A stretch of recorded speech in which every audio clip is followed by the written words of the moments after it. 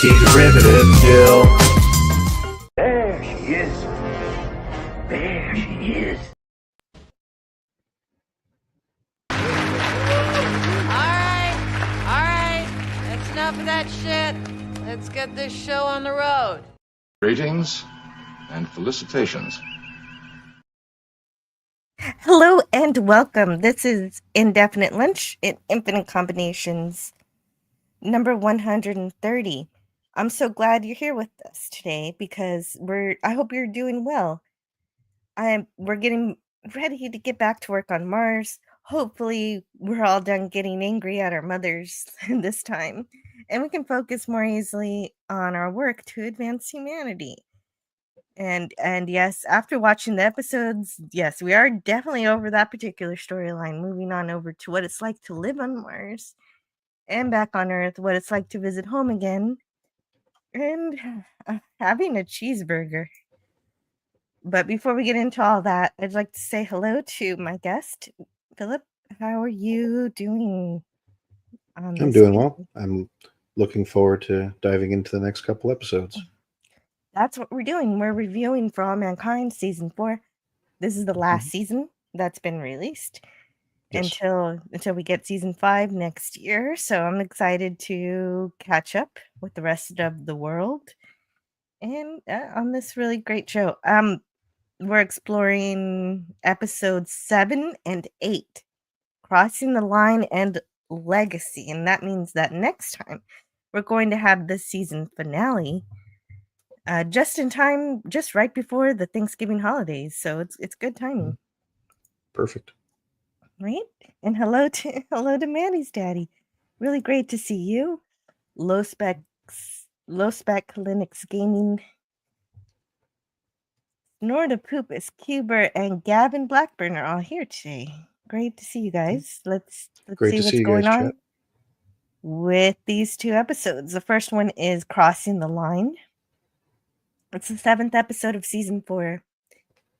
It first aired on December 22nd, 2023. And gratefully, these two episodes are actually under an hour, which is really great when I'm making slides for these, because sometimes these can run a little long, 80 to 100 minutes. Yeah. It's just kind of a relief. This one was written by Andrew Black and directed by Maha Revilo. And I am sorry if I don't pronounce that correctly. I am unsure of what to do there. Because they put two V's next to each other. Very, I mean, there's an R in between the V's, but V next to an R, that's something different. Yeah. Anyway, let's get to Happy Valley. At first, I gotta share my screen.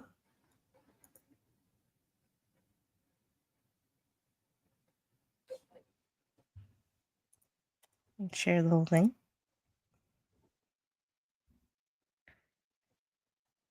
And so we're starting with the workers' strike that I was waiting for since the beginning of the season. So that's finally happening, and they're trying to get better pay because they're basically being treated like indentured servants. And for some reason, these two episodes are trying to paint the workers as being greedy. No, they just didn't want to live like slaves. I don't understand why Helios keeps saying that they're greedy. It's ridiculous. Well, I mean, it plays into the whole same corporate line that, us, this honest company that's trying to make money, and these ungrateful workers. You'd just be lucky to be on Mars. Look, you're on another planet. Yeah, pretty much. That's what they had Ed say at the beginning of the series, but now he's on the side of the workers. Yeah, now he's turncoat, and he's supporting and he's only supporting them because it serves an end. It's not really that he believes necessarily in it, but it's kind of an FU to Danielle too.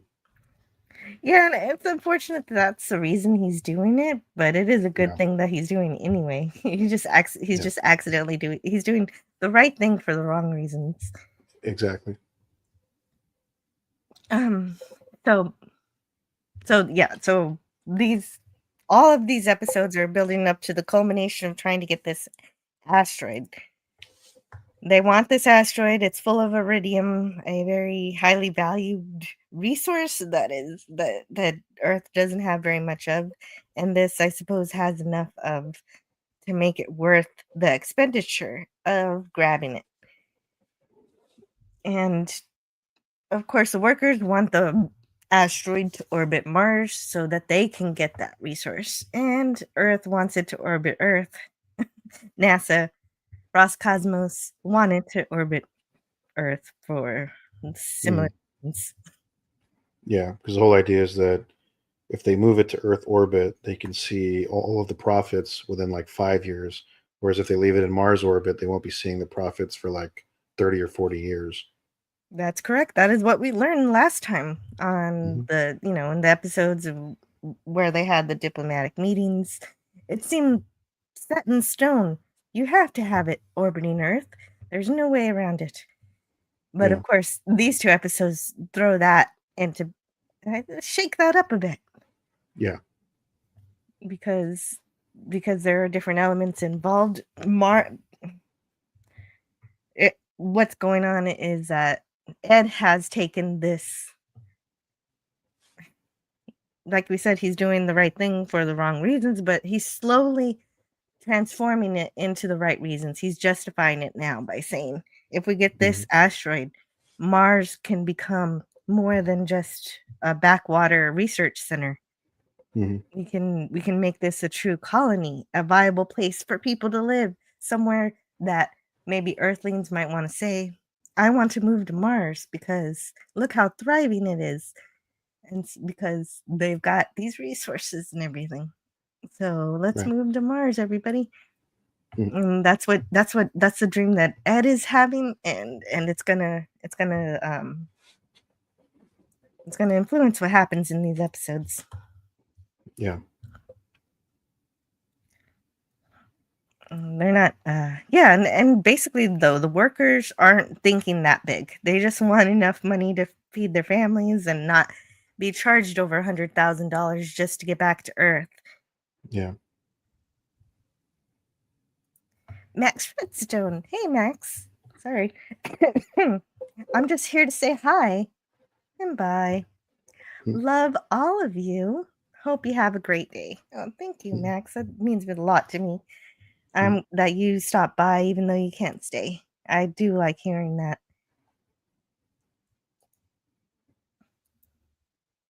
So the workers are meeting with the company, and they're not really very happy with them.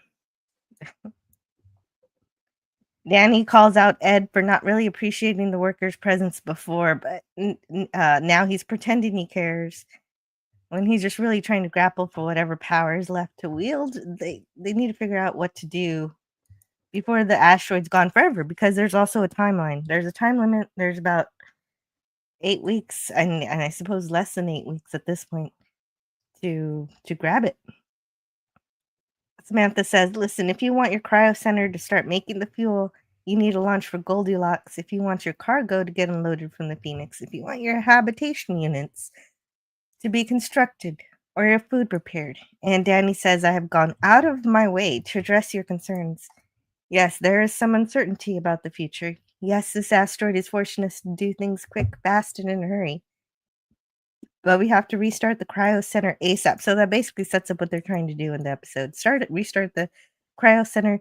We need to pump 125 tons of liquid argon to get the Ranger out to Goldilocks and push her on the right path. And so far, we only have 44 tons. So that's essentially, it's not exactly a captain's log, but it is essentially tells you the goal of the episode. Yeah. And there he goes. There he goes again.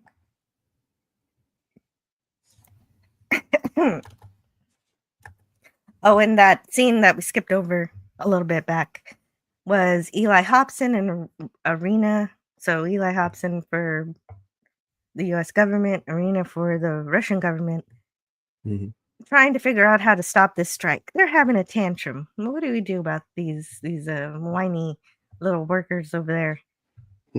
And that's basically all they say. Oh, right. They say, let's bypass them. And we have engineers who are on our side. Let's use them.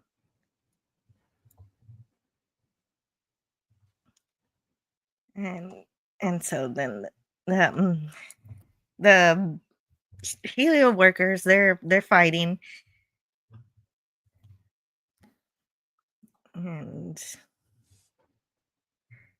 But meanwhile, while they're arguing, Danny's crew, Palmer James XO, has the idea to drain. He wants to drain the gray water pipes that connect the plant and the rest of the base to get inside the cryo plant.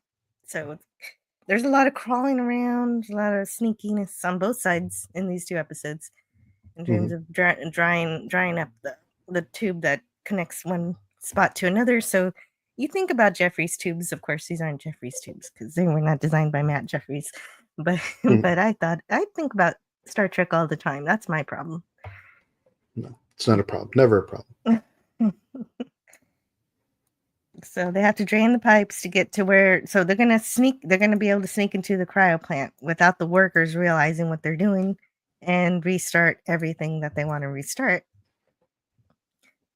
Of course, the workers throw a wrench into that by taking a key component that will stop them that's supposed to stop them from restarting that cryo plant and getting that argon created.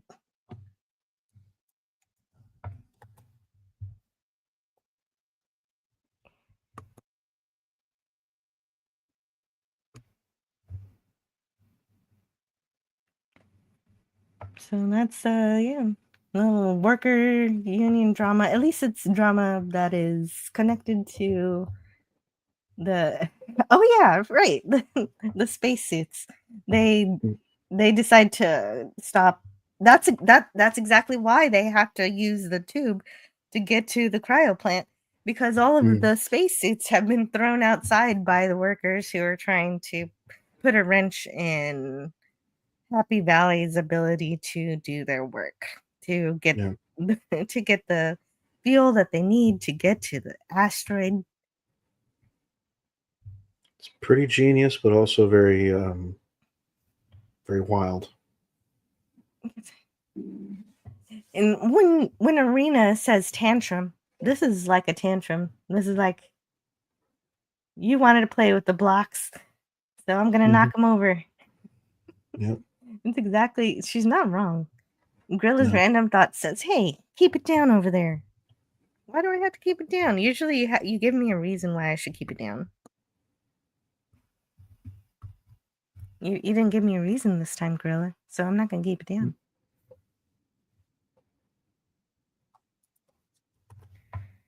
And we're going to use the rovers.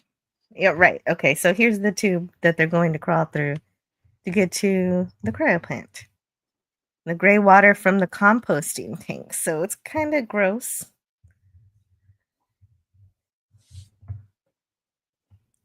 And Margot is still in Russia here. She's a part of a meeting with the Arena. They're also trying to figure out what to do. And somebody says that Dev is on the side of NASA, but he says, but Margot counters that Dev is on his own side. He's not on anybody else's side but his own. Gorilla says, I'm trying to listen to my coworker cuss, still from hitting his wrist with sledgehammer. Oh no, poor coworker. Ouch. Ew. Yeah, that's no good. No good when you hurt yourself with the tools.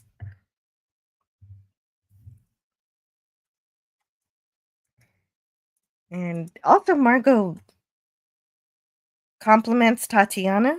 We don't really get much of Tatiana in this episode. She just wants to remind you that she exists. The episode just wants you to remember her for whatever reason. Mm-hmm.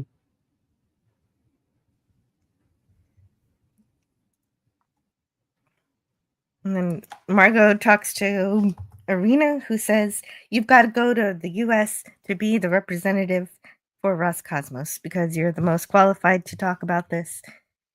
So basically, what she's saying is, I guess I could have you in my ear, but I tried that already and it was really frustrating. So you go do it yourself, please. Hmm.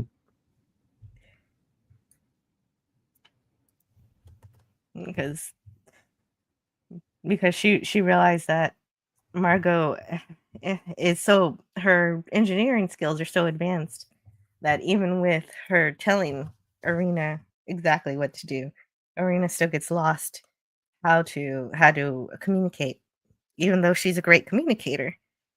Yeah. And so we've got Eagle News, obviously a play on Fox News, and Lada's going on.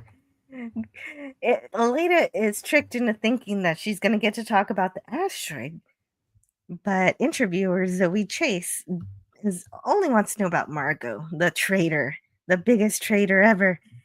And so Leda gets frustrated at this and starts cursing and insulting the host. Yeah. Apparently her friends and family really like this. They think she was great, but but she's obviously she's upset. She's still upset that all this time she thought Margot was dead. And in I guess the fit of emotion, she says she wishes Margot were still dead. Like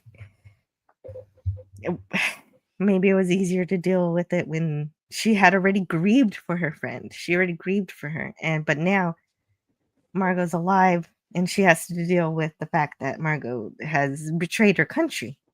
And how does she reconcile that? And so she's going a bit extreme with how that makes her feel, so that makes sense that she says that. But Victor tries to encourage her to push back, whatever that means.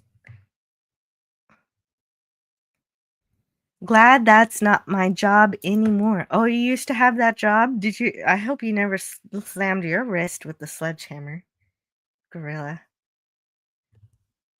I like this space. Just the look of this space scene looks nice. The ship, the Ranger one. Yeah.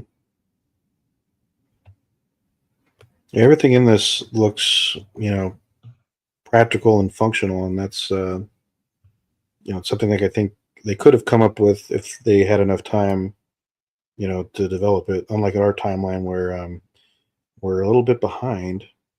Oh, we're way behind. We've got to start all the way back at making a moon base. So hopefully Yeah. that's going to be coming up, and that I think it's coming up in a couple of years. We're going to be doing something on the moon. I don't know Well, if how fantastic it's going to be, but I do have some hope in the coming years. yeah. Well, we have what is it? So they put Jamestown down in what, 73? So that would mean that For All Mankind, at least in terms of lunar activity, Mhm. would be about 50 years ahead of us. Hooray! Yes. We're quite a bit behind, but maybe we can catch up.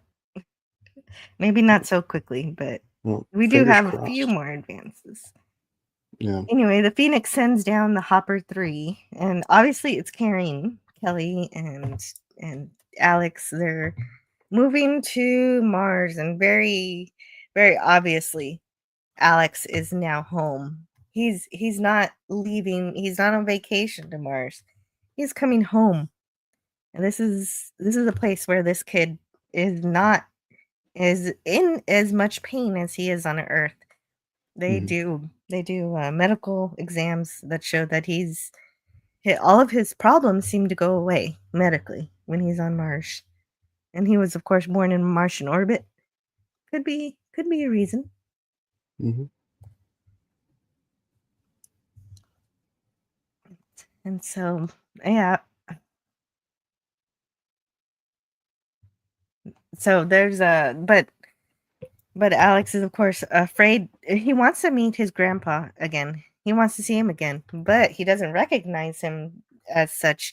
He's a little bit afraid of Ed. Mhm. And Of course, I was hoping that there would be a good grandparent, grandson relationship just to make up for all the terrible things the writers have been doing to Ed's character. So, but I have to wait a little while for that, and then even that is messed up a little bit later. If you stick with us, we will see. I don't want to give that away yet because that's in the next episode. Mhm. And Danny finally says if the workers have got legitimate grievances against Helios, and she's telling this to Dev. And that also is something that gets resolved in the next episode. It's a good, like, something they could have done before, but I'm wondering if there's something fishy about this. I think Dev has been playing chess this entire time, it seems, ever since he took over the Helios company and he fired all the financial people. Yeah. And he made, like, did he make the workers' plight even worse just so he could make it better again?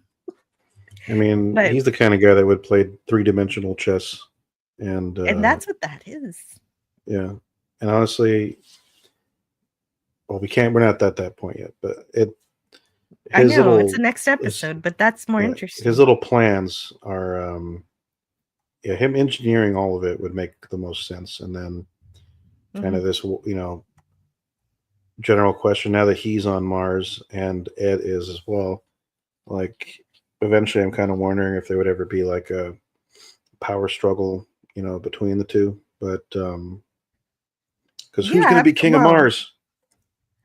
Who's going to be king of Mars? Well, okay. Well, if Mars becomes the legitimate, if Mars actually does become the colony that they're hoping, if they get the asteroid, if they get the power to be more than just a research center, if they actually become something more than just an offshoot of Earth and Helios and Roscosmos, do they become their own nation state? Do they say this is Mars and we are Martians and we get to have our own representative government, yeah, that would be interesting to see.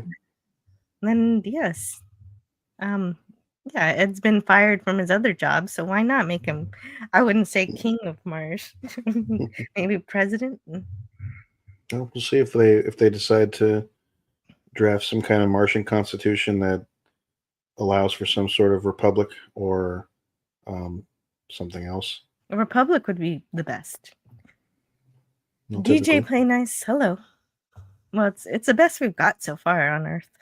So why not transplant it to Mars? DJ Play Nice, hello to DJ Play Nice. And Starter Poopa says 3-dimensional chess is for amateurs. You haven't been challenged until you play 4-dimensional tiddlywinks. So there's still time. Wouldn't the tiddlywinks get lost in the Tesseract? Tesseract, that's it. The 4D cube.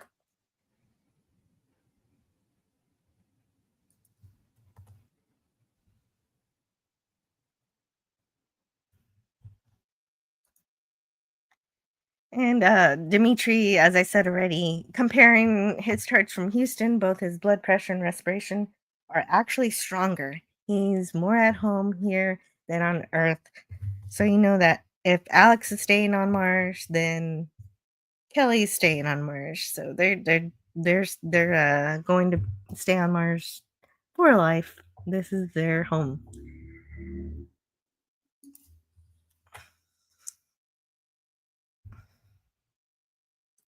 And so and then they're gonna play. Speaking of chess, they're gonna play chess at some point. Dimitri and Alex were kind of bonding over that. That Alex knows how to play chess. So the M7 Happy Valley crew are going through the water pipes to get to the cryo plant so that they can get the Argo fuel to get, to liquefy, to create that fuel.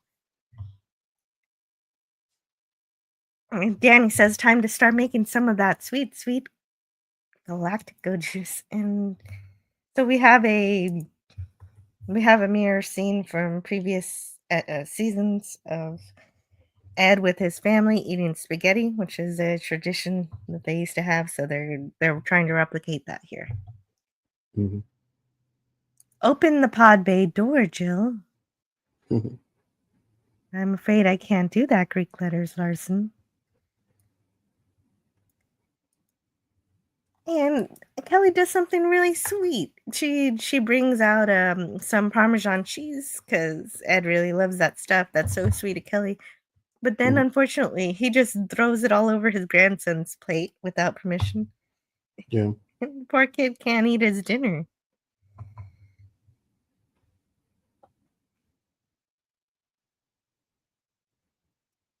And so I don't know why they. What's the purpose of that? Just to make him look like a jerk again, I guess. Mm. Ed says he's trying. She disagrees.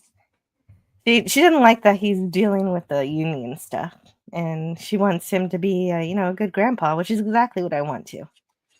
Mhm.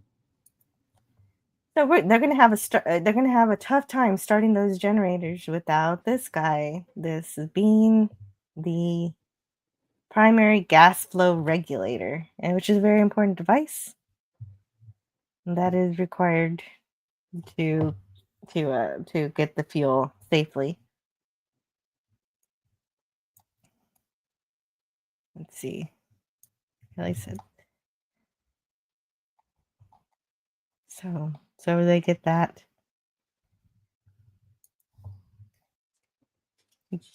They found aliens on Mars or what? I know, right? That's what I'm waiting for too. I'm so impatient for this. And no, not yet. No aliens yet.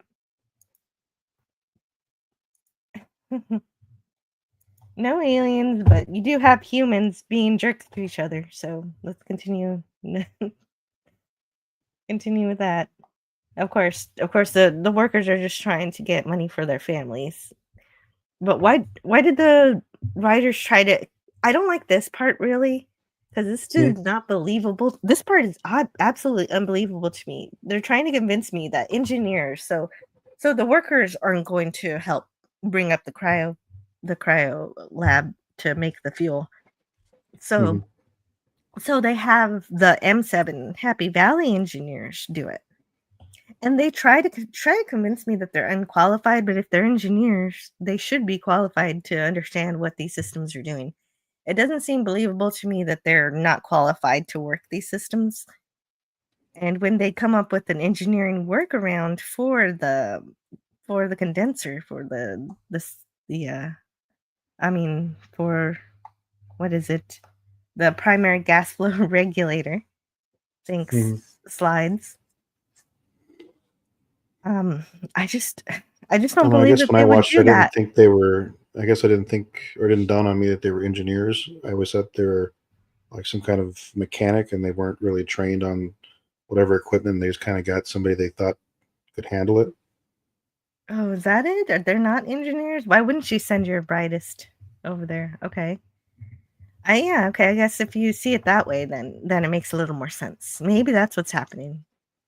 I mean, that's the way I understood it. But But one of that them could says also be that a thought. we do the stuff like this all the time, but you're dealing with fuel and all this dangerous stuff. They don't test anything or have somebody buy the shutdown switch.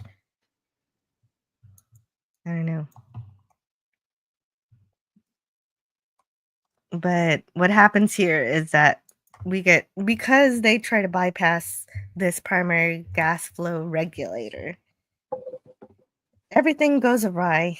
They can't stop it in time, and we have an explosion which kills at least one person.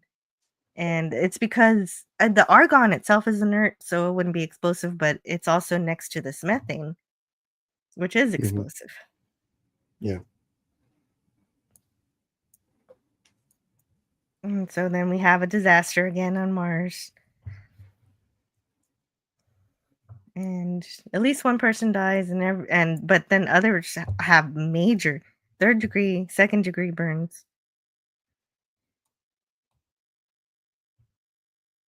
So, not a good time. They got to rebuild it. But don't worry. They rebuild it off screen and everything's fine. They have no problem rebuilding all of this and getting the primary gas flow regulator, whatever, back into the thing, and they end up making the argon they need. That was all just for the drama of the clash between the workers and the M7 Happy Valley crew. Well, the rule of drama is very important to a drama. I want to say hello to Maggie. How are you doing, Maggie? Yeah, but they fix it without, like, okay, we got to rebuild it, but we just do it off screen so nobody, that part's not important.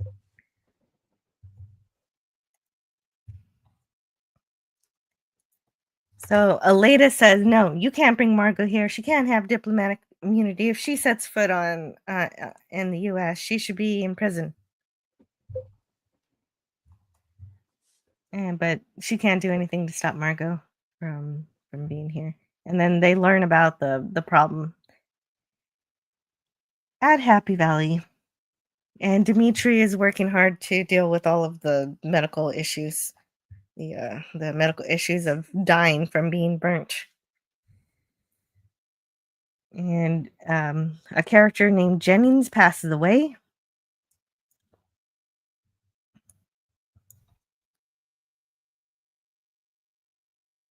And,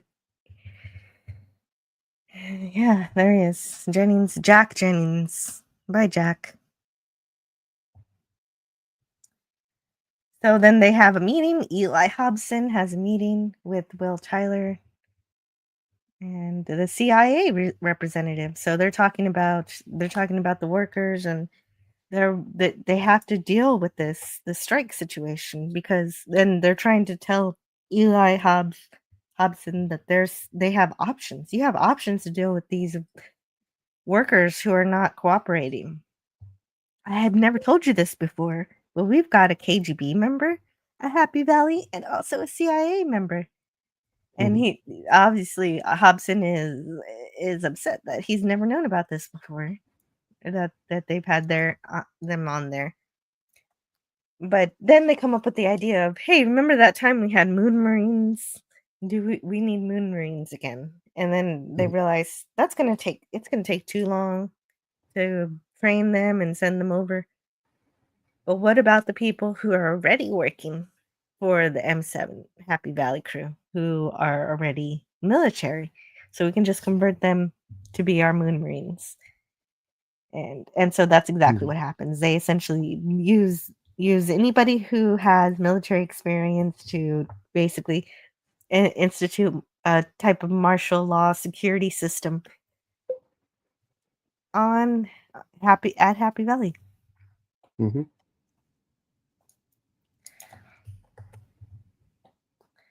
And which so totally won't lead to anything bad at all.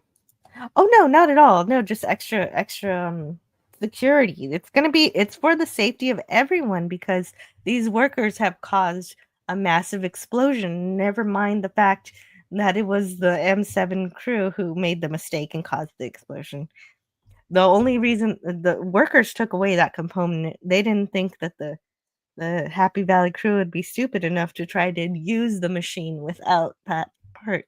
They thought that they would just stop working.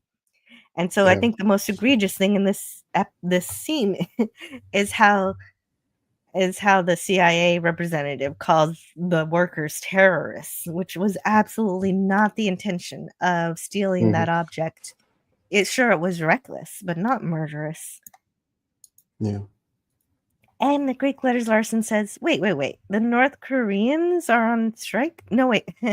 And that's why this is a fictional show. No, the North Koreans, I don't know what they're doing.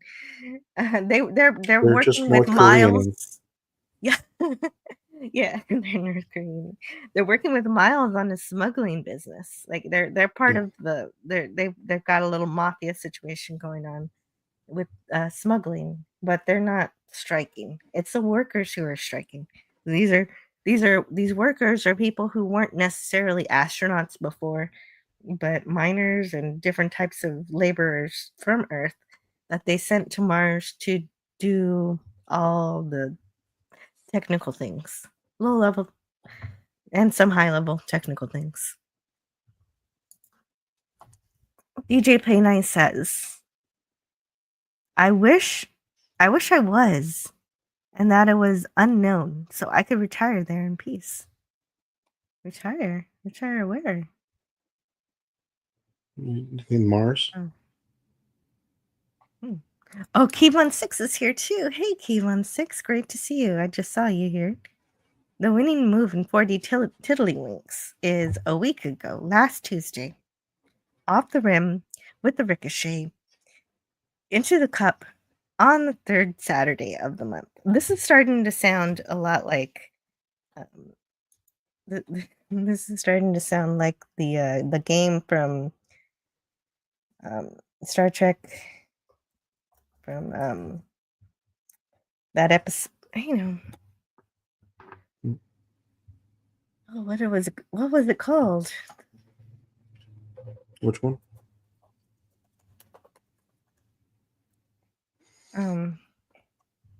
Hold on just a sec. I need to remember. Oh.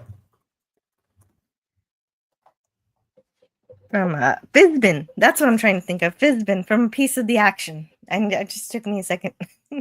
Key16. Okay. This reminds me of Fizbin.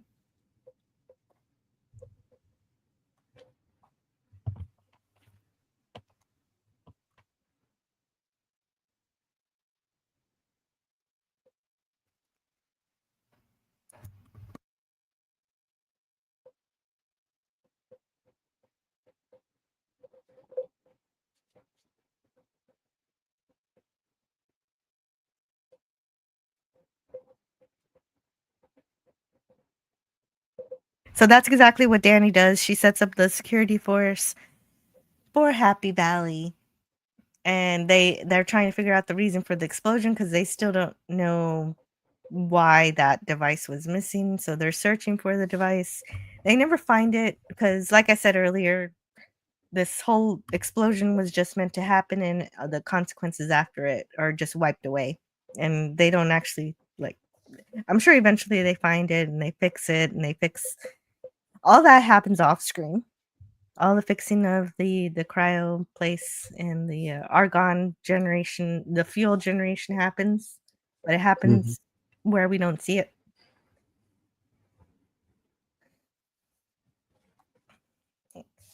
But I guess, I do like a shorter episode, so they cut that out. And what happens here is they say, Dev makes a sugar line. He says, if you cross this line, anything that would have been considered a crime before, you're going to be wiped. You're going to be absolved of it. Nobody's going to have to deal with that. But on top of that, Helios is actually going to answer your safety concerns, and you'll get 40%. Oh, what is it? 40%. Let's see.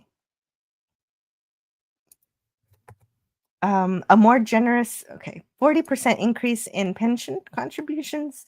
The fact that I got pension at all is good, so 40% increase is great. A more generous health plan and shares of Helios stock. And all this sounds good. I'd want it in writing before I crossed any, But what gets everybody moving, what gets them to cross that sugar line, is the first 100 people to cross the line away to, essentially saying, I'm not a part of the strike anymore. I accept Helios's offer to, be able to feed my family finally. And the first 100 people to cross this line will receive a quadruple payday bonus, which will put you just north of $1 million each, including all of the benefits that he already said that everybody is going to get. And so they, most of them actually take this offer.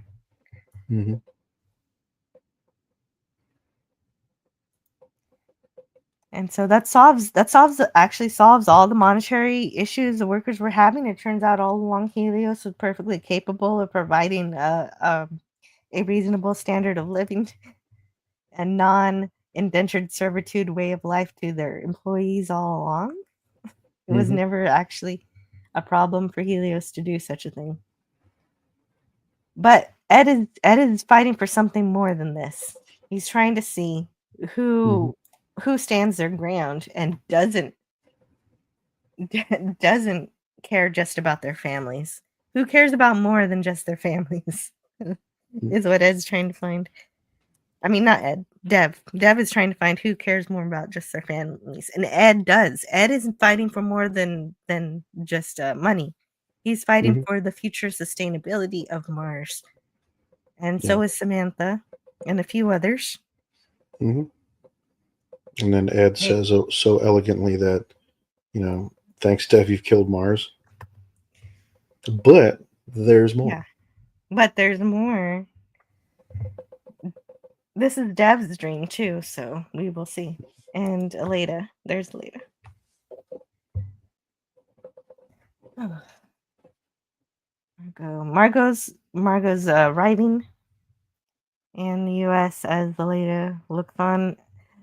Margot hasn't been to the Space Center. Last time she was there was still called the Johnson Space Center, so that's why they're lingering on the signs for Molly Cobb.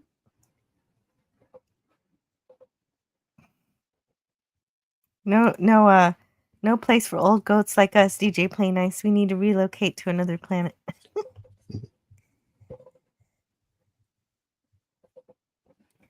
Well, finally, that show takes a turn I approve. The workers united to overthrow their oppressors and establish a dictatorship of the proletariat. I don't know if it's going to be of the proletariat, but they have united. And I don't know if it was an overthrow so much as that it was an agreement. The workers did get what they want, which is, they're no longer slaves to Helios. They can go home now. They have the financial sustainability to be free. So they're free now, and they can feed their families and go home if they want. But there's a few of them that did not take the deal, and we're going to see what happens with them. And so you're kind of right in terms of they're doing something. They're doing something. You'll see in just a couple minutes.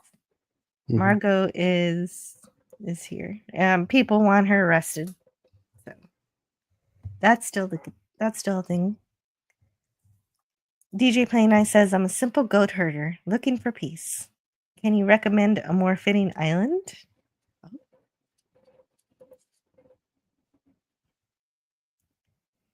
And so Dev says he needs help. He needs Ed's help. He needs Ed's help and then everybody else who didn't take the deal to help him plan the future of Mars, to turn it into a thriving colony.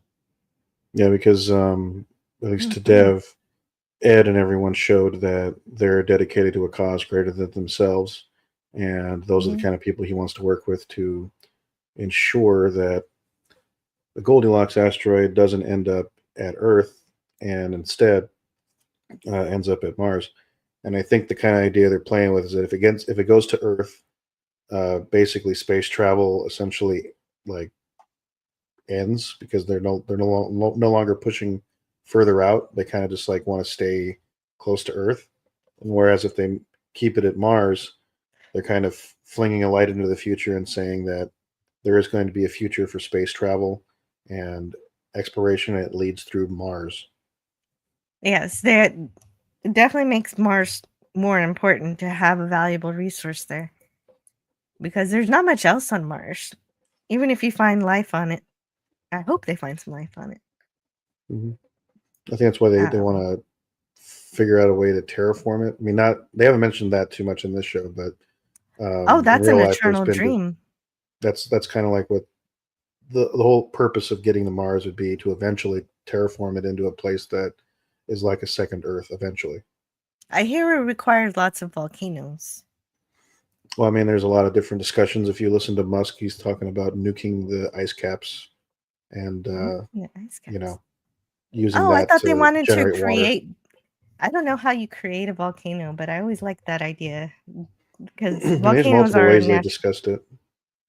are more of a natural kind of way to get that kind of thing. But yeah, And there's terraforming lots is of different. it has been the dream. Anytime you turn Right. on a science channel about Mars, they definitely hmm always talk about that. Because you Yeah, I can't think do it the. with Venus because there's too much pressure. You get melted as soon as you step on there. So it's got to be Mars. Well, I mean, unless you want to live on like a cloud In the city above sky, Venus, it'd yeah. be fine. But that would be interesting. Yeah, where is Oh, Venus in all this? That's one thing I am curious about. We've gone through 4 seasons and we still don't know what. Because I mean, even in real life, they had the Apollo applications program, and there was discussion about sending an Apollo era spacecraft all the way to Venus and back in about a year. I guess since you And can't land on Venus, they don't care. Maybe they just care a little more about maybe Mars and the moons of Jupiter.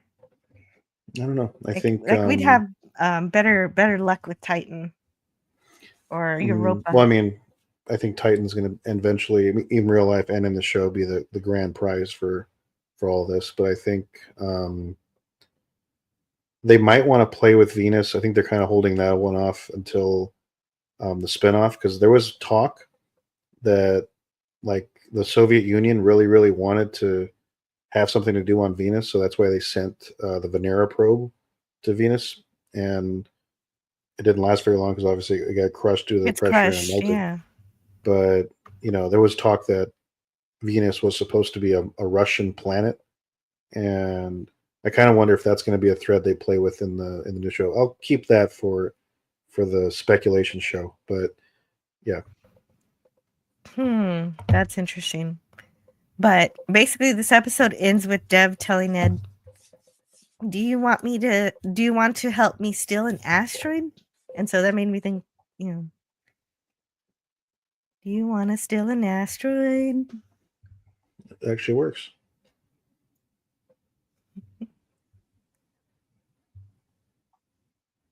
And we close on X gonna give it to you. Oh, right. Yes. There were also songs in this episode by DMX. That's the end song. The beginning song was Night on the Sun by Modest Mouse. And then at the Eagle News building where Leda is talking with Zoe, they play Nightly News by Andrew Oy. I guess it's just a copywritten news song. Then when Ed, Kelly, and Alex have spaghetti, they play I've Got Plenty to Be Thankful For from a Holiday Inn soundtrack by Bing Cosby. So those are the songs for the episode. As we get into the next episode, which is called Legacy. This is the 8th episode of season 4. It first aired on December 29th, 2023. Written by David Weddle and Bradley Thompson, who have written episodes before, and with the same director as last time, Maha Revillo. And so we get Sergey. We get Sergey's back. Yay, Sergey. And he's working as a physics teacher and a high school physics teacher, which I guess makes sense. And I guess he's married. Okay, that was fun. And fun times are over. I have to go back to the classroom. Well, hopefully you make the fun times, DJ Play Nice. Hope you have a good rest of your Tuesday. Thanks for hanging out with us. Yeah, have fun.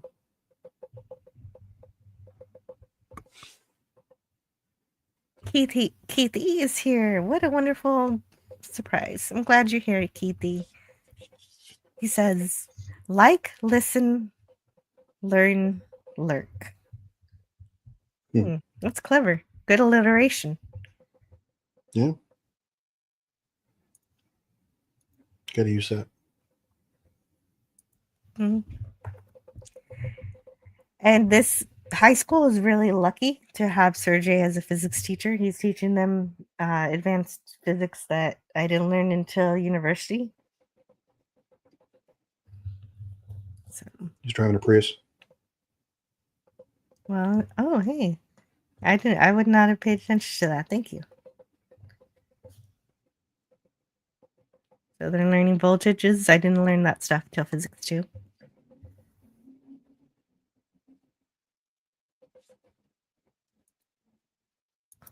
DJ Play Nice leaves by saying, be safe, have fun, take care of your crew, and rock. And then there's a teenager who's super eager to answer the questions, but Sergey's trying to get the rest of the class to participate, and they don't seem to care, or they look confused.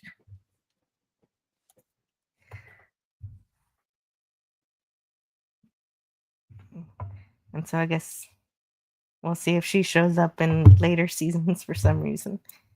Because that's what this show does.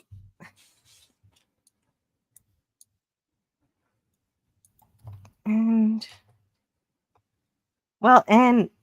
he's surprised to see Margot defecting, like officially defecting to Russia. And that also she's gonna visit. She's gonna be in the US. Disgraced former director returning to NASA. But the only thing I'm upset about is that it's just too bad he wasn't honest with his wife. I don't know her name, but he has a wife. Mm-hmm. Yeah.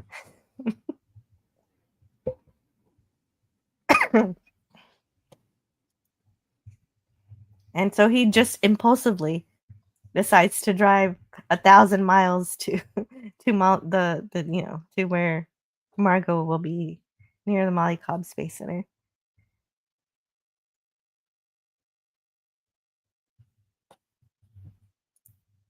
And they have Prius in the future, but not flying DeLoreans? My God, that is unacceptable. What a disgrace. Well, we're not quite in the year 2015 yet when a flying DeLorean would probably emerge. All I'm saying. We're just in 2003, so. So there's still hope. Yeah. Okay, it is 1,000 miles, right? Let me do a. Do they say where he is in Iowa? Oh, not exactly.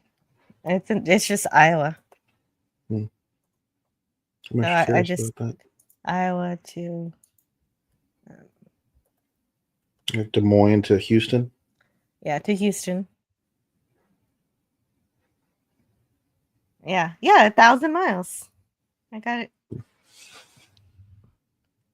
1,003. I wasn't precise. 15 hours and 53 minutes. Drive. You get no credit, Jill. I know. I missed the 3 miles. Somewhere in Iowa. Mm-hmm. Well, there he goes. He's going to Interstate 35. And we get the title sequence and credits. Yeah. Just do something on a whim. Like, where the hell did my husband go?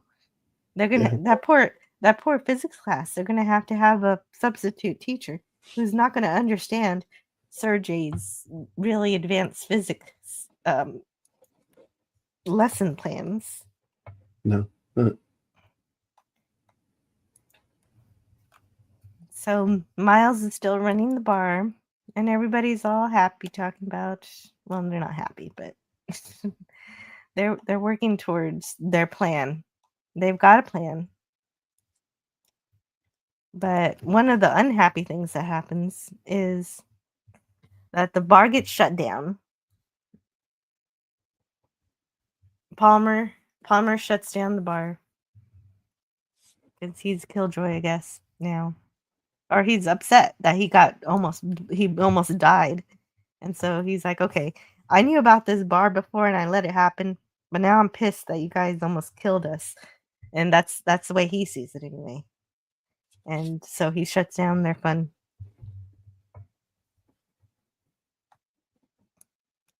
Which I guess it makes sense. But they do more than that. They don't just shut down the bar. They also shut down the lower. They also shut off the lower levels of the base that they were still working on. They were kind of unfinished sections of the Happy Valley base that they're trying to shut off, and fixing the elevators so the elevators can't be stopped, and they have to go when they go. And so they weld off levels 4 and 5. Crew safety, yeah, more like they're afraid us peasant folk will find another place to organize, which is what they do anyway. So this doesn't work.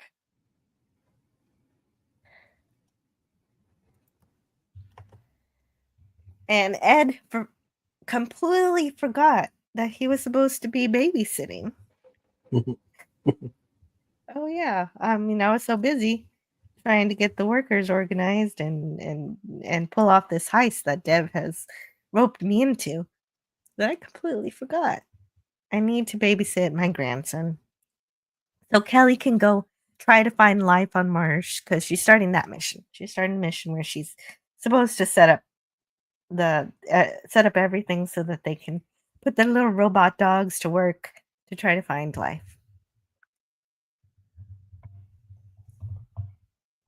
And so she gives him a list of rules and medications for Alex to take. And she'll only be 3 days. But immediately Ed's like, whoa, no. I got stuff to do, so we're gonna have to find a babysitter. But I was really looking for Ed to take responsibility here as a grandson, but I guess you know, I went through this with the Worf where he pushes off the responsibility to someone else. Yeah. And I wanted, you know, I want something positive for Ed and Alex. It'd be a good consolation prize after everything. I thought that Ed was gonna put Alex with Dimitri and they were gonna play chess, but they didn't do that.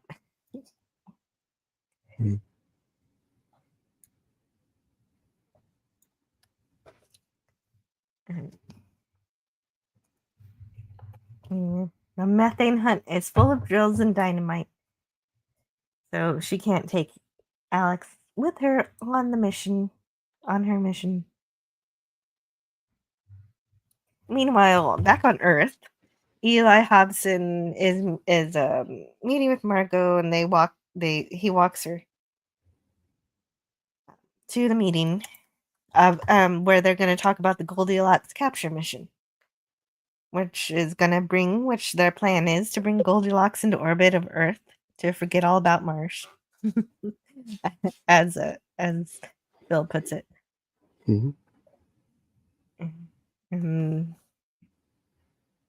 And they run into a former co-worker that Margot worked with.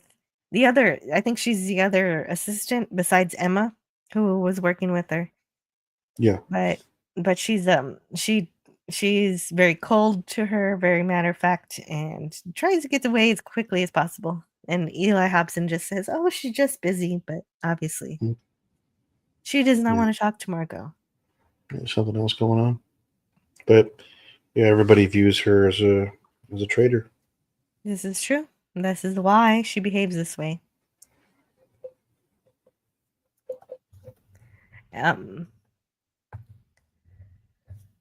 Oh, I had these mixed up in my notes here, but I had an idea, because we're supposed to believe now that there's a secret agent, a secret KGB agent, and a secret CIA agent on Happy Valley. So I decided to try to guess who it could be. It could be Ilya, could be the KGB agent, and Samantha might be the CIA agent. But because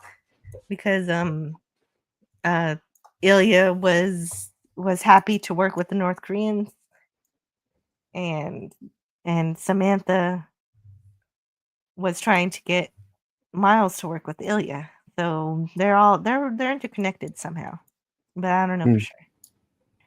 Interesting. connection. Yeah. I'd like to say hello. Kimberly Ann Hart's here. Everybody say hello to Kimberly.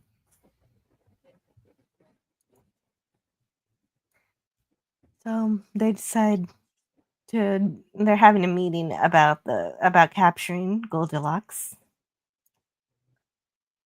between NASA, Helios, and M7.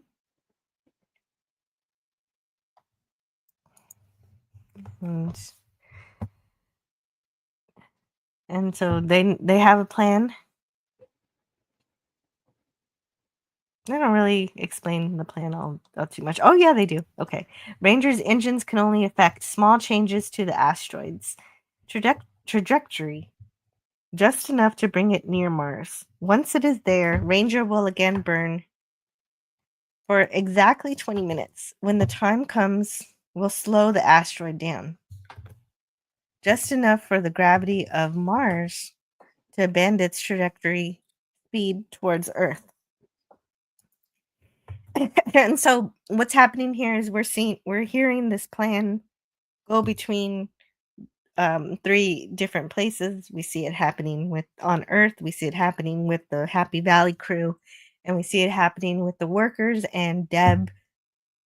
And so everybody's got their own plans. Obviously, Happy Valley and Earth, including NASA and Roscosmos, are on the side of getting the asteroid into orbit with Earth.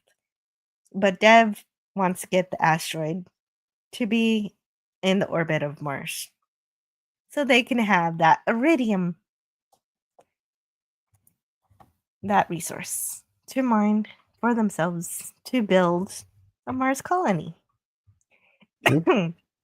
I'd like to say hello to Dadman Walking 55. Hey, what's going on?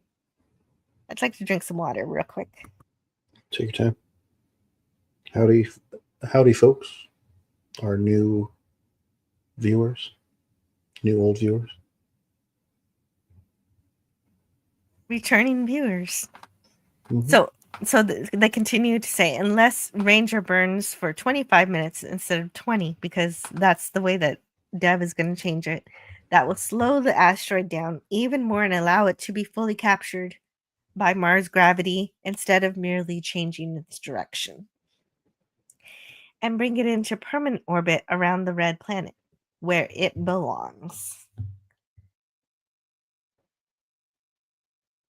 And so everybody's exchanging that information.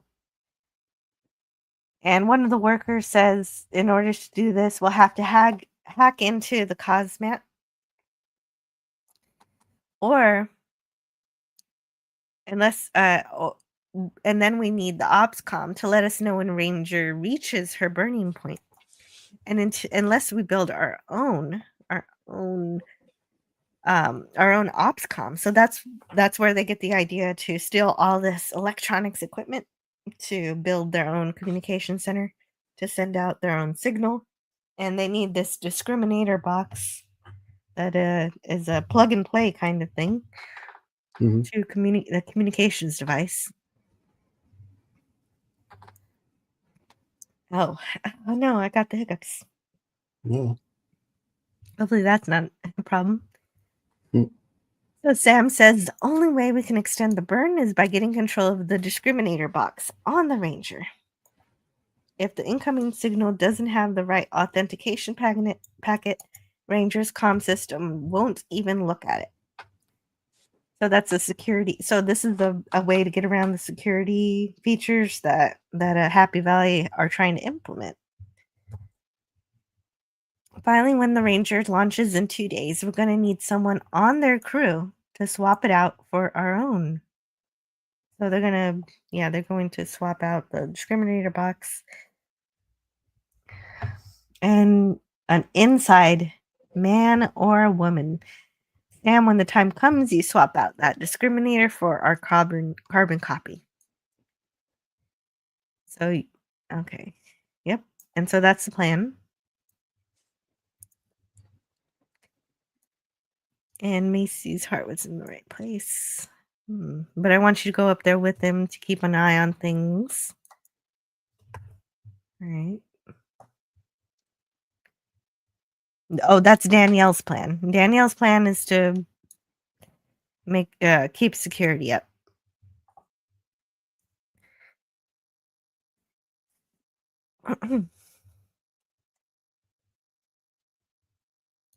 So it's just a build up to the heist. This is just a whole this whole rest of the episode basically build up. And they need that box. They need that box so they can make a copy and then switch it out on the Ranger so that they can have their own way to communicate to determine how to steer the asteroid into Mars orbit rather than letting it head off into Earth. Right. Yeah. And yes, I think about this all the time too.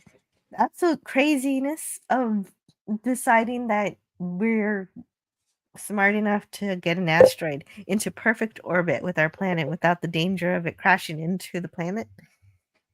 That is a thing. Wait. If they drive the asteroid in the Mars gravity well, won't he crash on the planet? Oh, you mean the ship? They have a colony there. That's not a smart plan, let me tell you. Well, maybe they'll plan the crash. I mean, we're pretty good at orbital mechanics. I mean, it doesn't strike me as too out of the realm of possibility. Just simply move something into orbit, as long as you're not pushing something so hard that you end up pushing it into whatever object you're trying to, sling it around. But in this case, if this is successful, Mars ends up with technically 3 moons. Yeah, you just have to trust the physics. Eugene Bird says one of the Mars' 2 moons, Phobos, is expected to crash into Mars in 40 million years. It gets 2 meters closer every year. Yeah. Ooh. When that happens, Phobos is going to cross into the Roche limit, which will turn it into essentially, because it'll shear it apart and essentially make a ring. Oh, really? That might be pretty. Oh, I won't be here in 40 million years. Yeah. Well, I mean, you could try, I guess. I guess we can do simulations and see what it looks like. Yeah, true. Kimberly Ann Hart says that Margot says, either the fact remains is that Happy Valley doesn't have anywhere near the computing power. Oh, yeah, actually, that is something that happens because Kimberly actually has watched these episodes. And so that's why Margot says that we have to do the communications from Earth.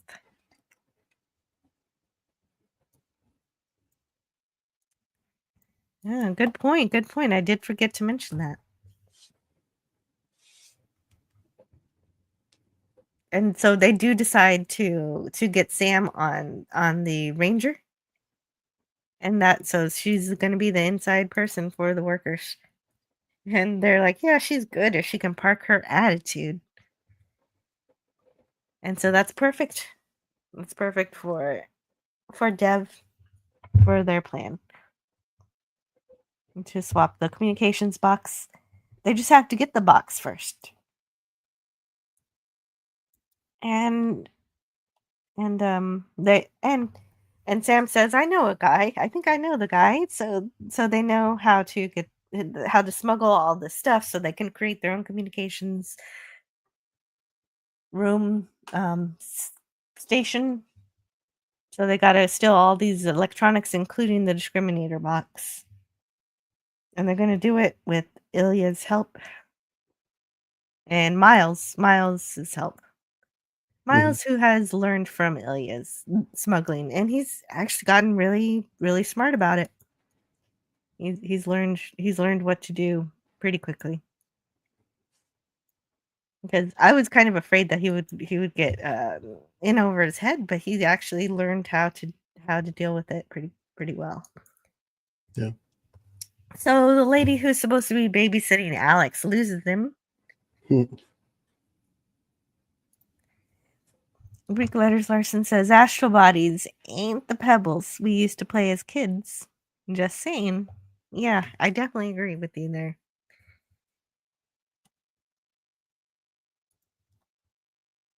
So so they have all this security going on at Happy Valley base, but Alex runs loose and nobody can find him.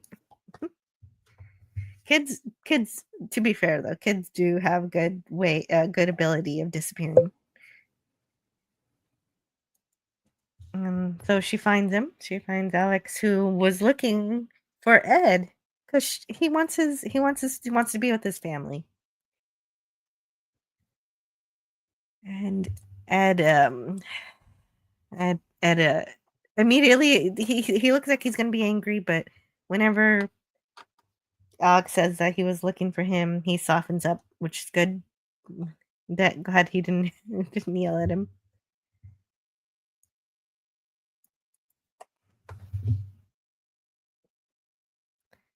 And so, and Kevon 6 says, hey, in 2029, the asteroid Apophis is making a close flyby of Earth.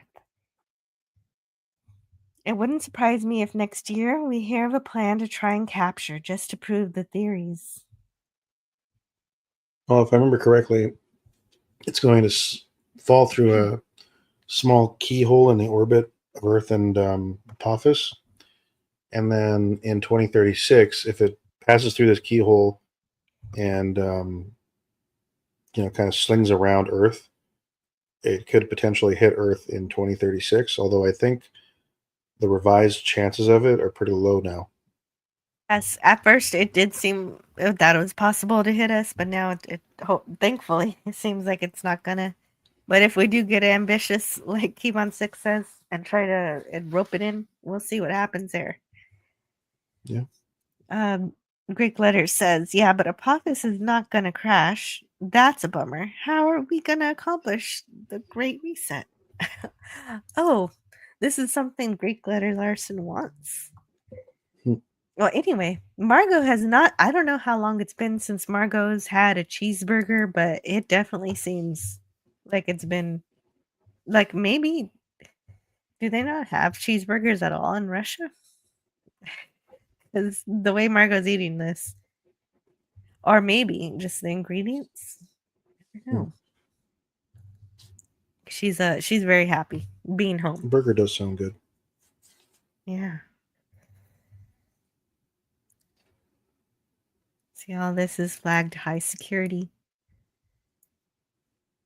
And he doesn't want. At first, he's kind of saying, "No, I don't want to do this. This is gonna mess up my Cabbage Patch, basically. And I got a good thing going, and I don't want to ruin it." But then Dev says, "Do you want to be a millionaire or do you want to be a billionaire?" And apparently, that works.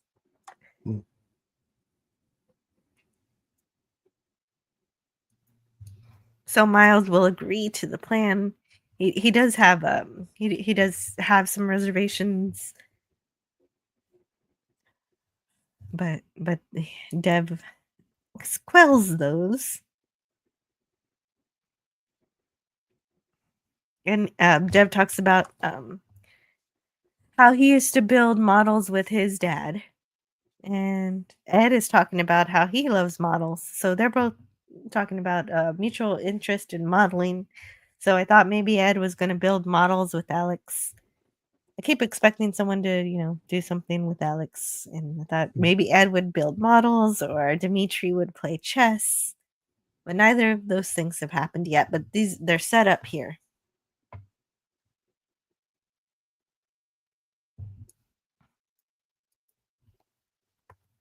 So that's a great idea though. I hope that does happen where he shows Alex how to build models. I think Alex would like that. Mm-hmm.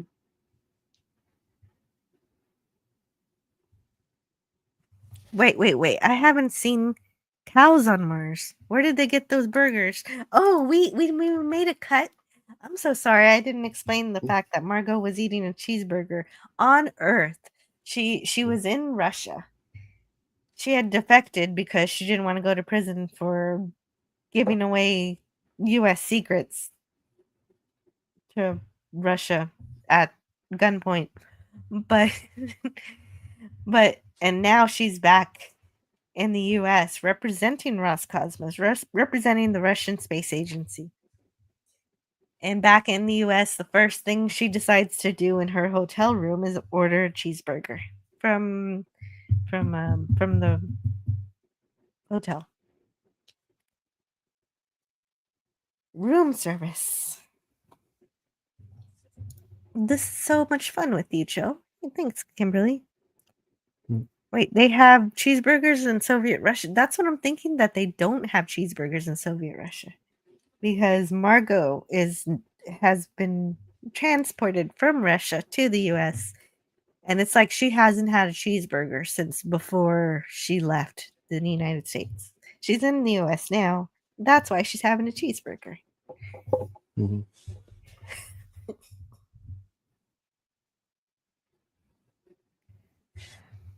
I guess I didn't do a good job explaining that part. But and another thing that's going to be difficult for me to do is, one thing that happens on For All Mankind is that I can never capture the spirit of what's going on cinematically.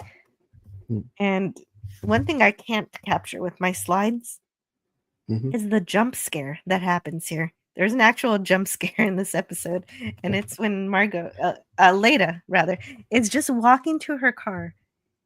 And it is a very well executed jump scare. It got me a little startled, when you're just trying to mind your own business and suddenly someone comes up and starts talking to you. Of course, he's not a monster or an axe murderer, but the way it was shot, it was kind of scary. But it's not scary after all. It's just Sergey. Yeah.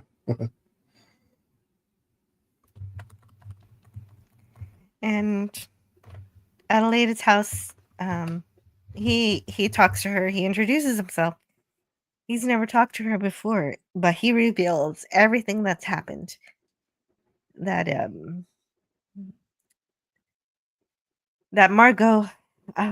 Margot didn't want to share the engine designs with the Soviets, and also Sergey didn't want to make her. And so what happened was the KGB forced this to happen.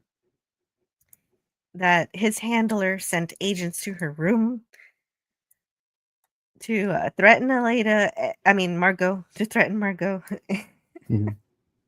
and then strangle Sergey. So he says, I begged her for that engine design, but she wouldn't help me no matter how much I pleaded with her. There was no way we were going to be able to launch in 1994 without it. And I was told by the KGB to go to her, to the IAC conference, to do whatever I had to get the design, but I refused. So my handler sent 2 men into her room. They threatened to report Margot to the FBI unless she cooperated. And still, she would not give them the engine design. So that's when they began to strangle me in front of her. So this shows Aleda that Margot didn't instantly betray her country just willy-nilly. Like they were communicating and sharing some physics specs and stuff, but she wasn't sharing nuclear weapon grade material designs with Russians. Like she didn't want to do that. She didn't want to go that far. Right. And so now Leda is surprised that Margot never told her this. And then he says that she sacrificed everything along with her honor to save Sergey.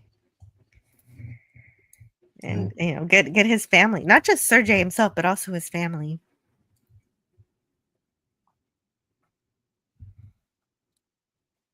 And then Aleda says, but Margot, she made me think she was dead for so many years. And Sergey argues that basically Margot was a prisoner, like a bird in a cage. And this is all news to Aleda. But he wants to talk to Aleda himself. I don't know why he can't just have her send the message, but I guess it just will have more gravitas if it comes directly from him. Mm-hmm.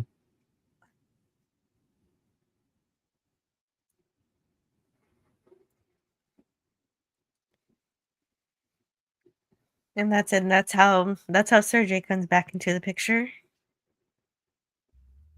which is something that we wondered from, or at least I wondered from the beginning of the season. When we saw that he had a happy life in America.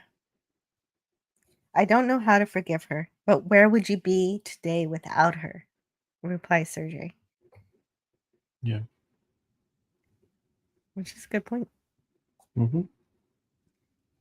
Back on Mars. We're back on Mars now. I gotta remember to say that. And Ed is reading a book in his quarters. And Alex is supposed to be sleeping. He can't sleep. He's afraid. And Ed finds out that Alex is afraid of him because Alex says he looks like a bear. And Ed is like, oh, you know what? Yeah, I kind of do. I didn't think bear. I kind of thought like old timey Civil War beard. I don't know. Yeah. I think this is the first time we've seen Ed with, prominent facial hair like that. True, For as yeah. long as we have. And we get a picture of what he used to look like without the facial hair. Yeah. This is season 1 Ed. Season 1 Ed, and of course with Shane, which is the heartbreak. Mm-hmm. The heartbreak of that season. Yeah.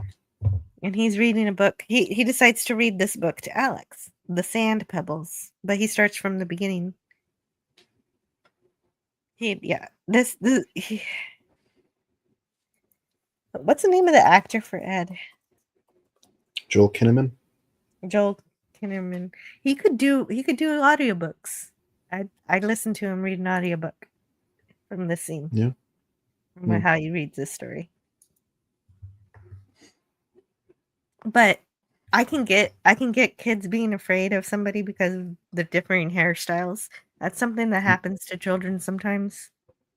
Yeah. When I was a kid, I had my hair long for a while, and then I went to go get my hair cut short at the mall.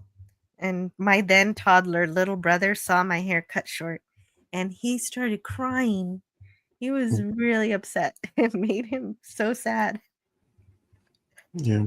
When you get used to something looking a certain way and then it kind of like changes drastically, it's hard for children to adapt to the change. But eventually they do, obviously. But yeah, obviously he wasn't crying all day or anything. It was it's just a memorable situation. Yeah. I was like, am I ugly or something? What's going on? But I didn't really understand why he was so upset. And I do now, obviously. Yeah. So then we cut to the crater. Oh, what is it called again? Korolev crater? Yeah, the Korolev crater. 6,375 kilometers from Happy Valley Base. So Kelly is far out. What is it? Twice the In this size of crater. the United States? It's Because, she's pretty far. yeah. Yeah, yes. Basically. And she's setting up the situation that will allow her to search for life on Mars in this area. This is where they think Martian life might live. So they're getting that set up. It's a pretty scene, but of course nothing's happening except for that she's setting up the base. We don't actually get any robot dogs starting their journey. This is all just set up.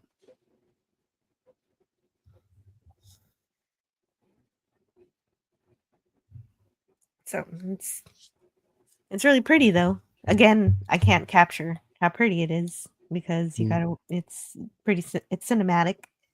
So back on Earth, back in Houston, Margot is in mission control, and Aleda acts like she's trying to get some help from Margot, but what she's really doing is giving her a secret message and some mathematically coded notes concerning Sergey and how he needs to talk to her. And I get why it's visually impactful. I mean, it's important to have Margot and Sergey meet, but he could have just She could have just sent her passed along the message, but we have to wait for Margot and Sergey to meet. So then we got Miles. He's got his smuggling plan, and he's getting all the electronics by hiding it in food. So it kind of reminds me, of Shawshank, where they hid the rock hammer in a book. Yeah. So they got electronics hidden by cereal and other food products. They got laptops and everything to set up their communications base. But there's something missing. They're missing the discriminator box. Oh.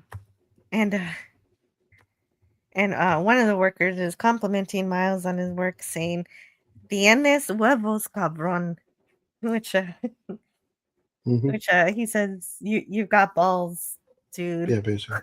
Pretty much. Which, although sometimes I've always heard like cabron be like an insult, but this is the first time I've heard it like kind of like, "Hey man, you're awesome." Like I like hearing it in a different perspective. Because I don't actually speak Spanish, so but I know a few words. Well, I used to joke that my mom used to only teach us the bad words. Exactly. Unintentionally. Or actually, also my mom used to make up words. Really? That weren't actually Spanish words. She just made up fake ones. Greek Letters Larson says they have children in Mars. Yeah, they brought what happened with the child who's on Mars now is that this child, Alex, who's Kelly's son, was born in Martian orbit. So, and when he got sent back to Earth, he had all these health issues. I forget specifically what kind of health issues there were. But as soon as Kelly needed to do this mission to find life on Mars, she said, "Oh, I can't do this. I can't do this without my son. I have to bring him with me." And Dev agreed. And as it turns out, when Kelly brought her son Alex to Mars, all his health problems just disappeared. Kimberly said, "I would not want to live on Mars because Earth has oxygen." Yes, that is a fair point, which is why that's exactly why Philip was talking earlier about terraforming Mars to make it so that we can breathe on the Martian atmosphere or somehow or other. I'm not sure how you would retain an atmosphere on Mars because we don't. Mars doesn't have as good of a magnetosphere as Earth. Yeah, I think there's a lot of. I mean, not only that, the day length is similar to Earth, but the year length is still, I think, almost twice as long. So, I mean, you would have different. If you somehow were able to successfully terraform the planet, that atmosphere that you've created won't hold for. I think the actual number was like 10,000 years is the best you can get out of it once it's fully terraformed, because you do have those considerations of, no magnetosphere, no way to really protect certain surface features, and the way it's so small compared to Earth that it'll just lose that atmosphere through forget what the term is, but it's a thermodynamic process that basically it'll just kind of fall off. And that's actually what's been theorized that happened to Mars in the past when it did potentially have life on it, and that all of that dried up, and that Mars might have used to have water and life and everything, but when it lost its atmosphere, it became barren. Yeah, I mean, there's a theory floating around that about 1 billion years ago, Venus, Earth, and Mars had either some form of life that was tied to some kind of a water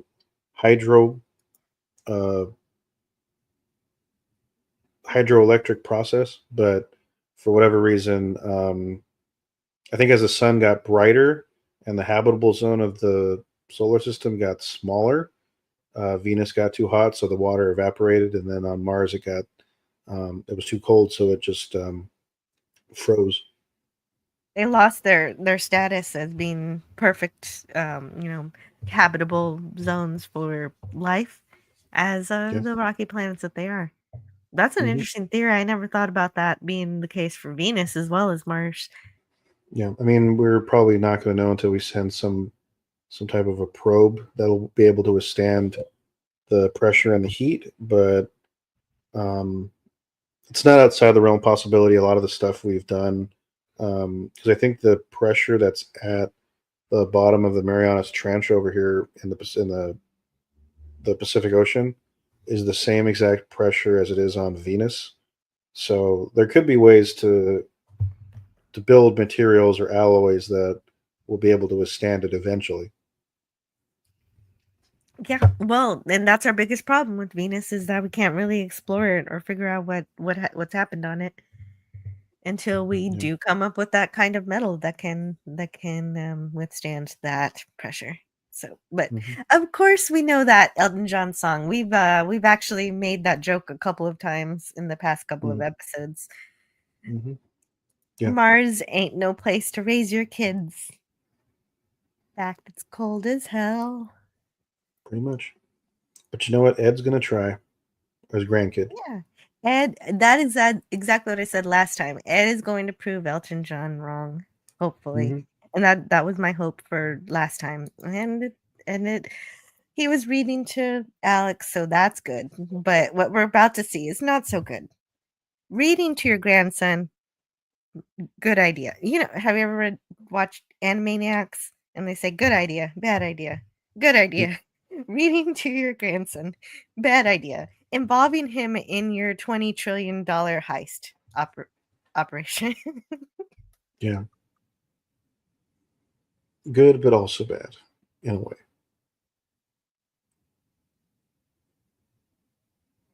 Venus got hotter from the greenhouse effect, if memory serves me right. Greek letters Larson says, "Stop everything. Jill is gonna do karaoke." The Rocket Man. I did one line. I can't sing anymore. Sorry. And there's no one there to raise them. If you did. That's it. That's how you get nothing. I can't sing. But they're gonna Well, better steal than I can. they're gonna steal this box here. Unfortunately, this didn't arrive in their packages of cereal.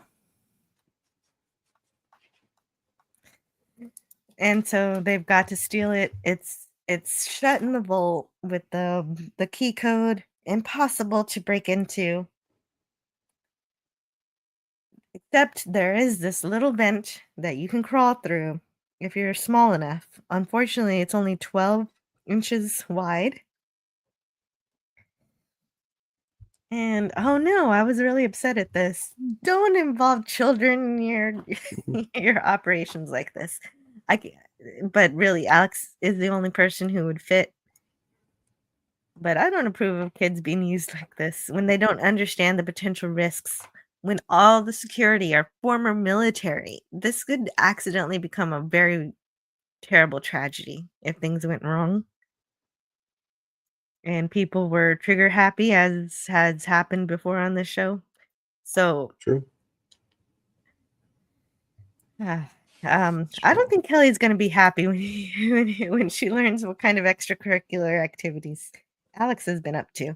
But Hmm. Alex wants to help, and Alex succeeds. He actually steals the device. Of course, they make And things a now, little tense. Everything yeah, crashes down. yeah. And Alex now has a very cool story to tell. That's true. That's true. Well, and he was listening to a story about someone on a ship, and he's essentially having his own adventure. He can start writing about it if he wants Hmm. to. But there we are. Um we've got Ed doing good things with his grandson and bad things with his grandson. So I guess it's fine. And then we have Margot doing the math to figure out what this node is. So this equation here, the first thing we see is d over dt. That is the derivative with respect to time. But again, like last week, that's about as much as I understand. This equation kind of looks like it might be some kind of quadratic equation. But and obviously it's solving for time, and then solving for time somehow gives Margot these coordinates, these west longitude, latitude, north latitude coordinates. What is the? I forget what the I is. Is it like an irrational number? Yeah, the imaginary number, the square root of -1. Yeah. So yeah, it's a yeah. I know very little. Yeah. Well, and I'm glad you mentioned that because that's the one thing I didn't describe. But how this whole equation actually gives me these coordinates and this time, I'm not sure.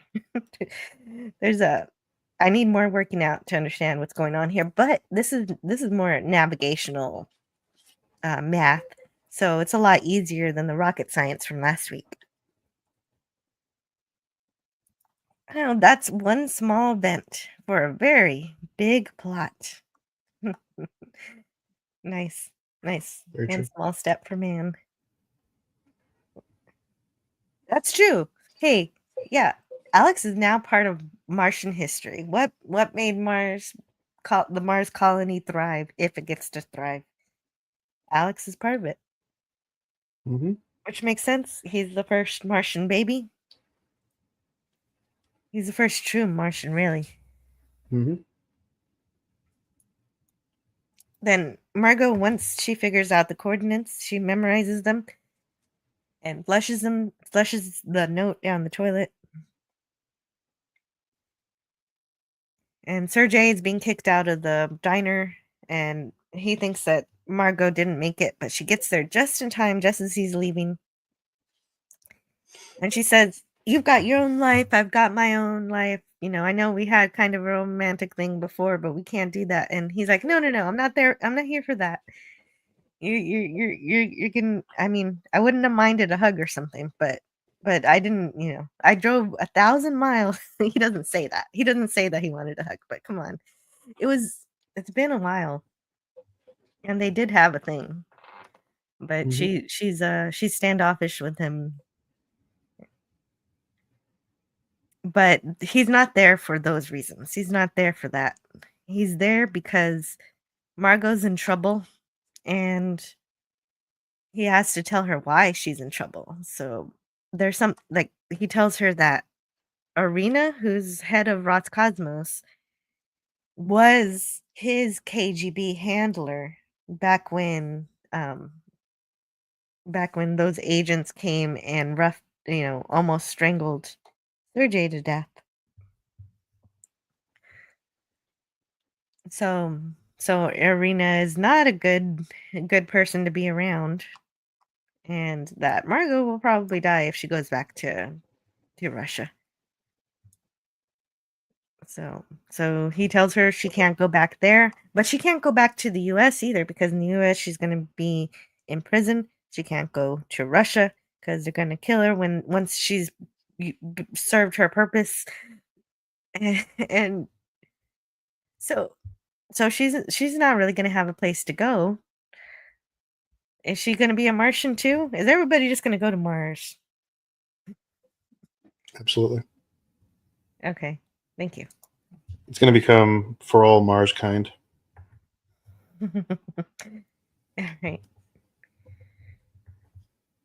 Oh, I should have been playing these slides as I was talking about that. But I got wrapped up into the idea that Margot is going from the US to Russia, back to the US. And then when is she going to Mars? I don't know.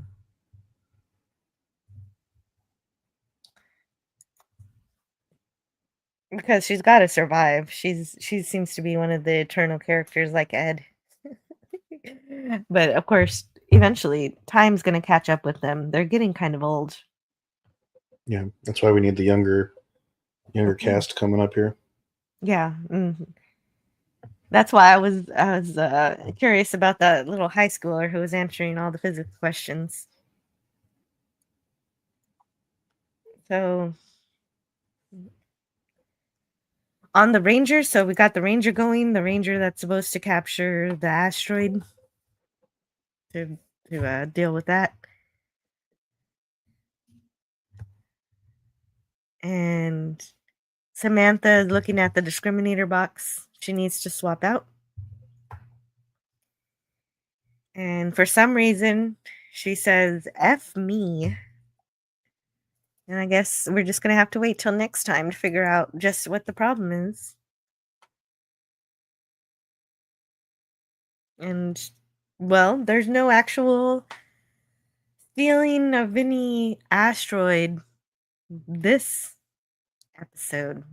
So you'll have to tune in next Tuesday for us to, because I was hoping for a little bit of this mission to get started. Right. But it was all a tease for for the next episode. Mm-hmm.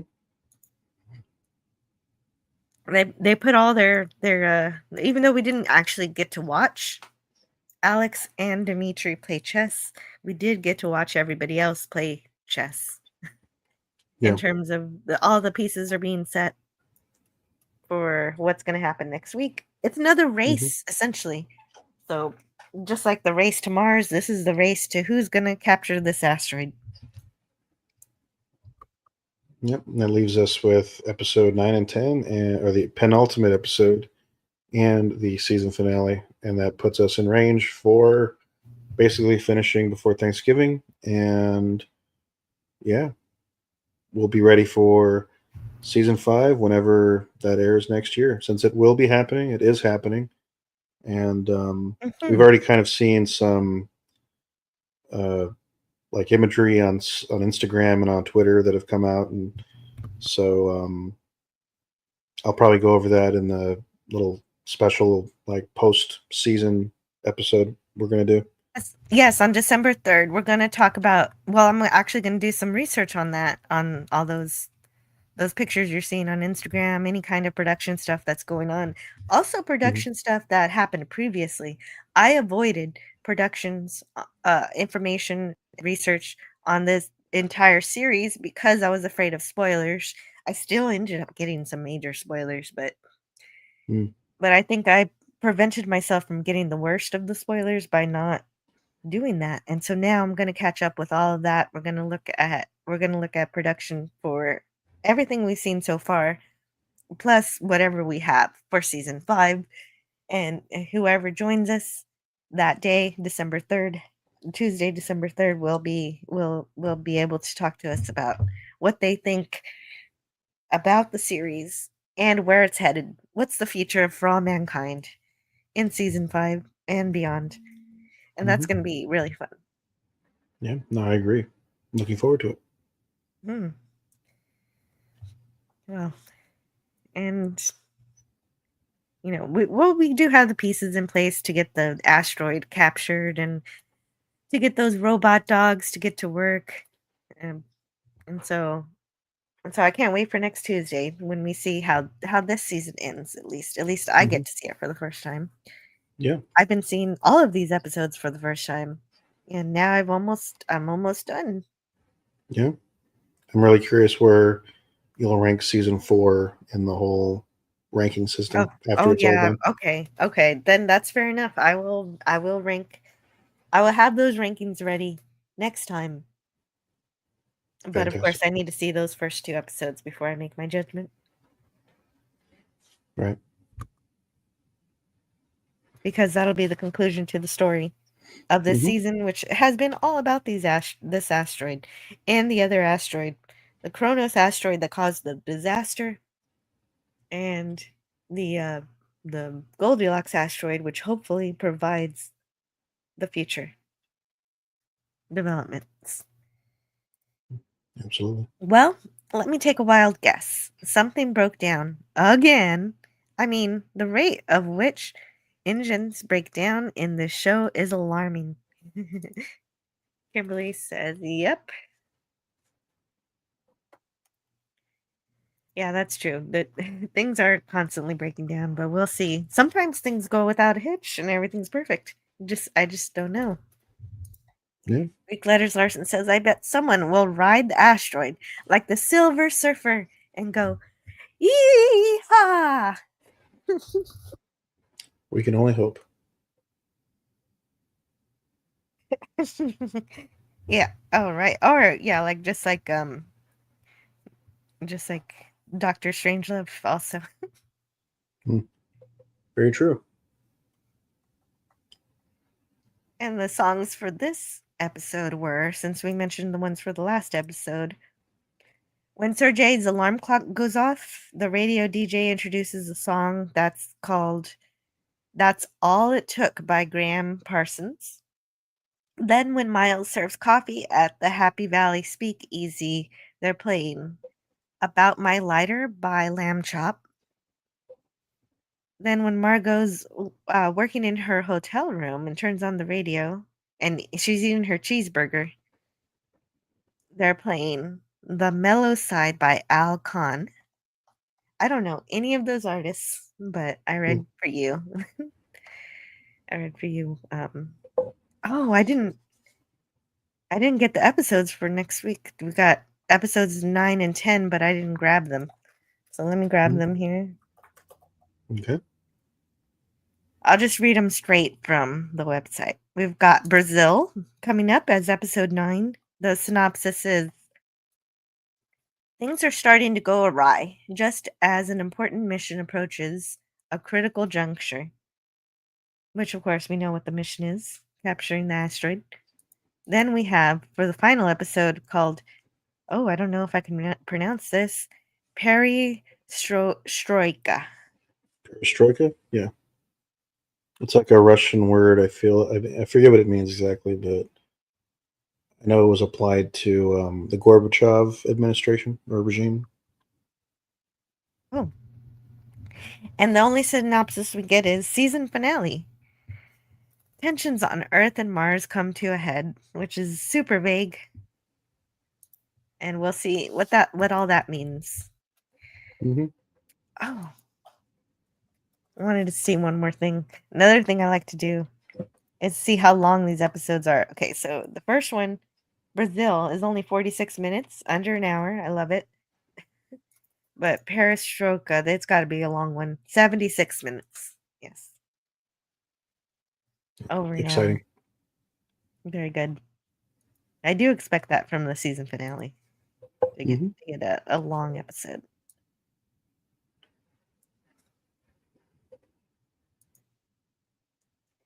Keithy says, hello, Kimberly. I am done lurking.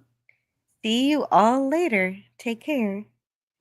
Hey, and See that's ya. perfect timing, Keithy. Yeah, have a lovely rest of your Tuesday.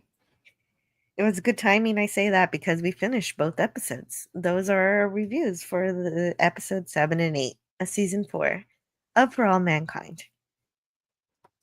Gavin Blackburn says perestroika means restructuring. However, Greek Letters Larson says it means reformation. I think those sound like similes. So I think they're both correct. Yeah. I mean, that's what, if I remember correctly, that's what Gorbachev was trying to do after the fall of the Soviet Union. So. Oh, okay. Like Reconstruction. Like Yeah. Reconstruction after the Civil War. Yeah. It was about planning for the future and the economy and all kinds of stuff. That makes sense. Cool. So that's hopeful. Mm-hmm. I like that because I was getting tired of all that falling backwards.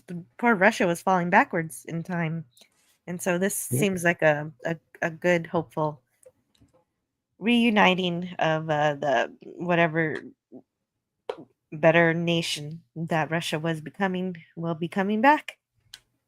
Hooray! But until then, we'll see what Philip's up to, and we'll let you guys go and have a great rest of your Tuesday. But first, let me grab your link before I bring you up. Much obliged. That's not right. Oh. There you are. I was grabbing the wrong pill. There's another pill here. So there's your link. There's Fleet Admiral Levi's link, YouTube channel link, and Twitter link.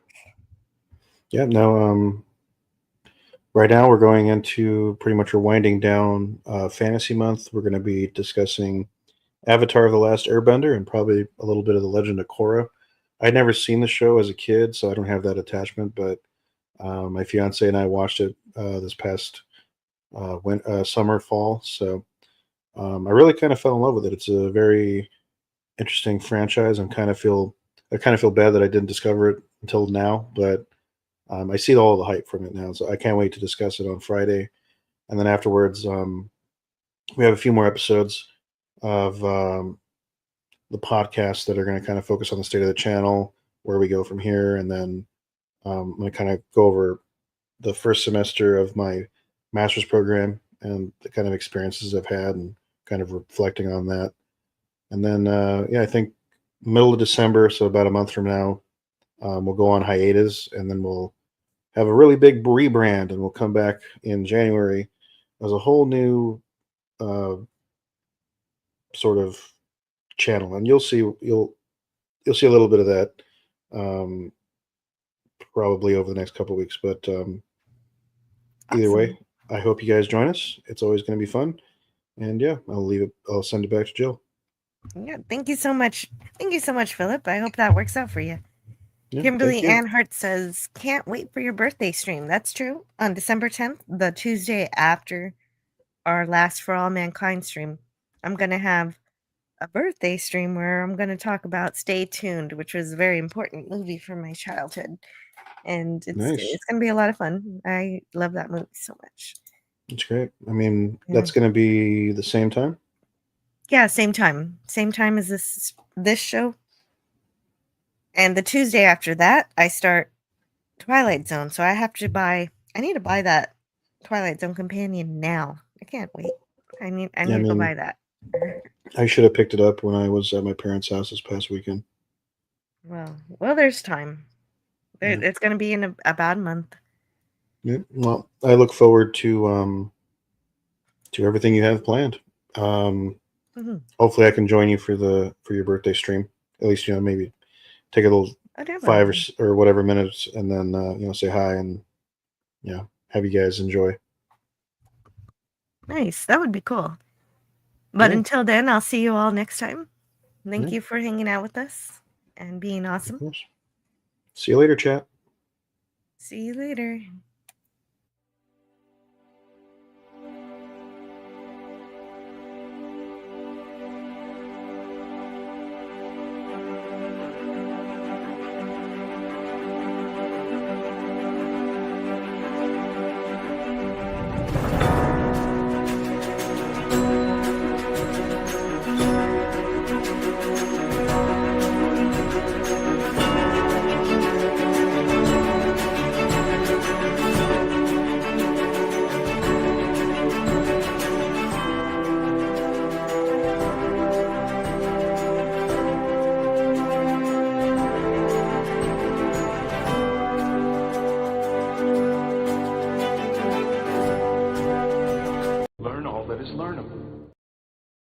And the ways our differences combine to create meaning and beauty.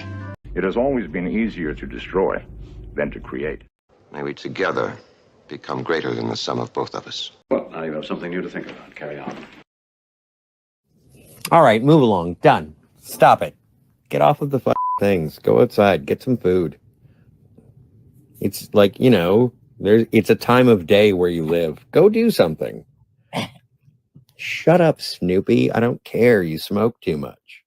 Let's go. Let's go adventure. Let's go explore. We don't have to be mean. No matter where you go, there you are. See you around the galaxy.